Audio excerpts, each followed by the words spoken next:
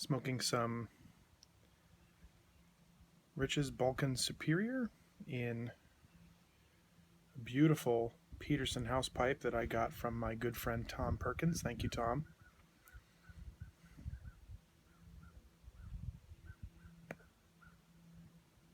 On what would be considered an unseasonably mild March day in Ohio. Beautiful Ohio weather. Not hot, not cold. Just kind of cool little breeze.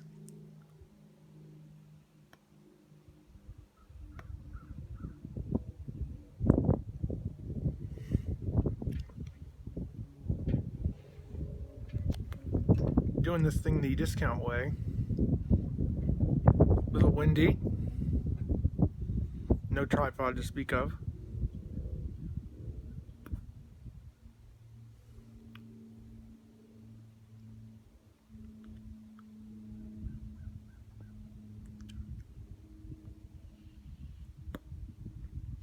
Thinking about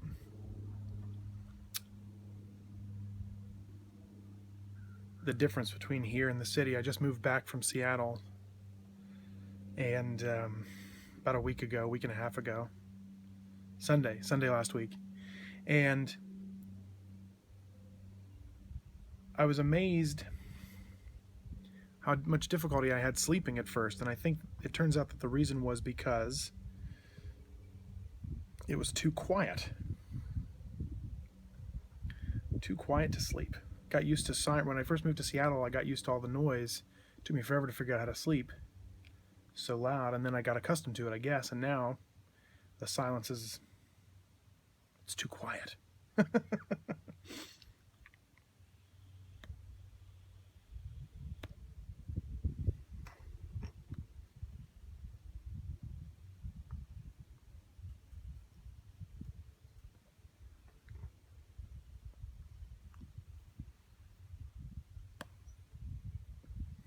Good stuff. Rich's is in Portland, and I got actually both the pipe and the tobacco from Tom Perkins. He gifted me the tobacco. I purchased the pipe. He said it was too pretty to smoke. He's right, but I'm doing it anyway. The tobacco itself, Balkan Superior, I don't know if it's a house blend or like a takeoff of Balkan Supreme or what, but it's really good. Very, very Balkan. Very musty and smoky and sweet. It's delicious stuff.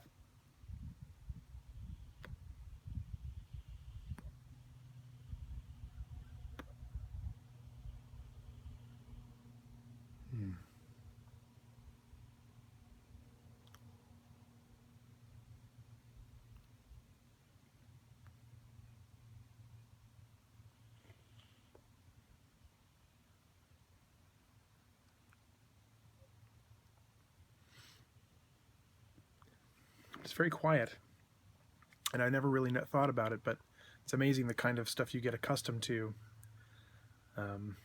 Routines, getting up every morning, going to work, same train, same bus, same drive, even down to the strange things like sounds or the absence of sounds that your body needs, your mind needs to just even be comfortable. It's fascinating. It's interesting what soothes the spirit, I guess. I have another friend in Seattle who is from Utah originally, and for some reason he needs to play nature sounds, waterfalls, birds, wind in the trees, that kind of thing, to sleep. And I never really thought about it or asked about it because lots of people do that, play things to sleep, play sounds to sleep. Lots of people do it. I never thought I would need to or would be that person, but I guess I'll have to get a soundtrack of city sounds, cars and ambulances, people yelling at 2 in the morning.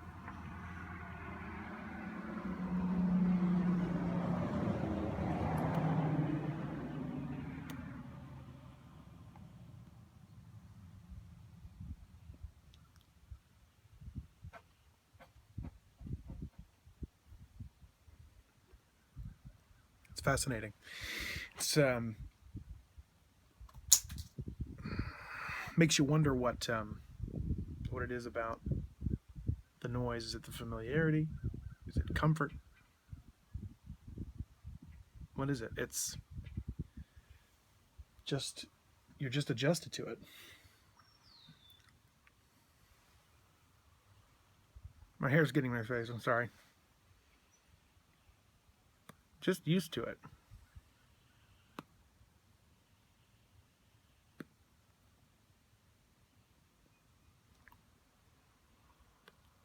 But the downtime has been interesting. It's given me more opportunities to smoke and think, which I didn't often get to do in Seattle because everything's so busy, busy, busy, busy. And oftentimes if I was smoking as an attaché to another activity that I was doing solo, like a project or some kind of leisure activity, or I was smoking in concert with a group of people, which was the more rare and ultimately the more rewarding experience, to sit down and share fellowship and kind of reclaim the spirit of fellowship, and even in a sense the male spirit, which I'm going to talk about a little bit later once I've collected my thoughts.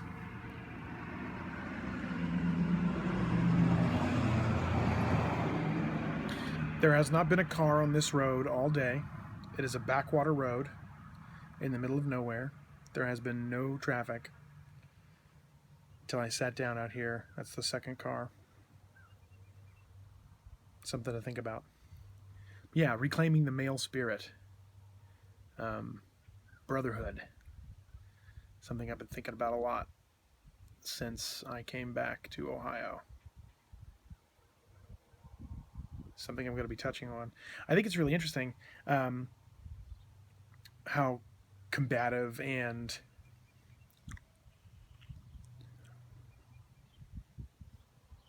is combative the word I want? I don't think it is. Competitive. How competitive and aggressive and confrontational men are with each other. It's always a competition to see who's it's primitive, you know, it's the better hunter, the male spirit, the primal male inside that wants to be a better hunter or a better provider or a better gatherer, the better warrior.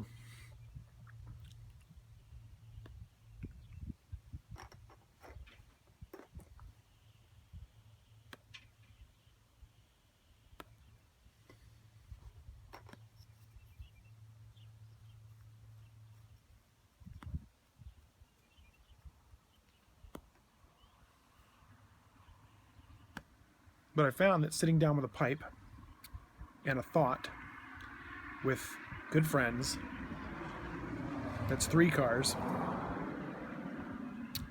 been dead out here all day, soothes that hunter, that primal animal, and lets you bond with other men. Living in Seattle is a hotbed for what I would consider to be the crushing of the male spirit. It's, you know, there's a lot of social justice causes exist out there: sexism, racism, transphobia, homophobia, things like that.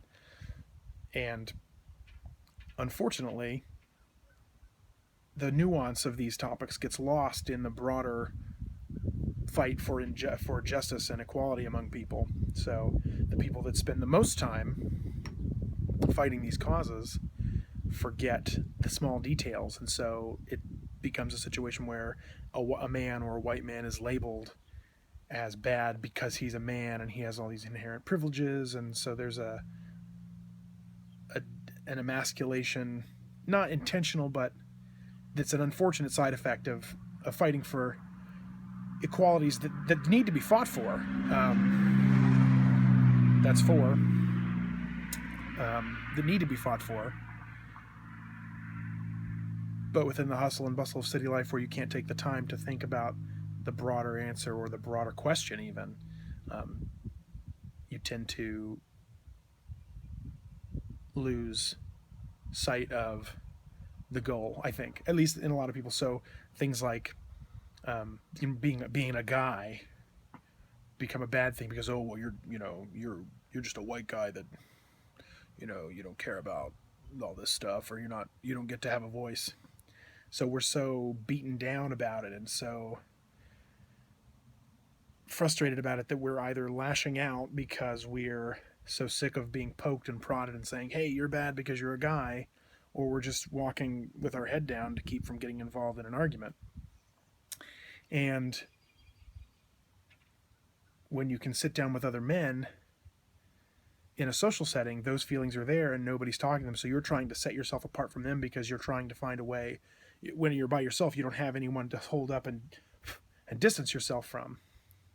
But when it's you and a bunch of other guys, you try to set yourself apart. So there's fighting and contention, or even just tiny amounts of tension. And if you find a group of like-minded individuals, which I was fortunate enough to do in Seattle, you can reclaim a brotherhood and a love and a companionship, and talk as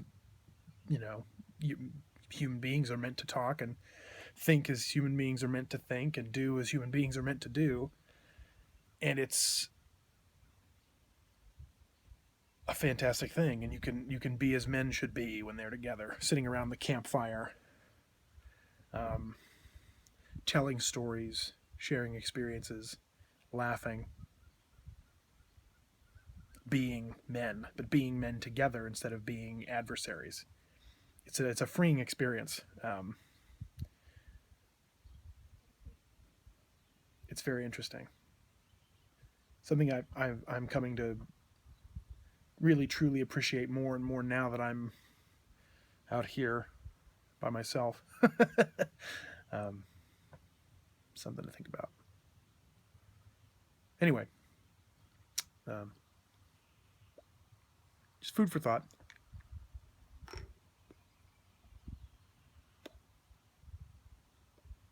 Cheers.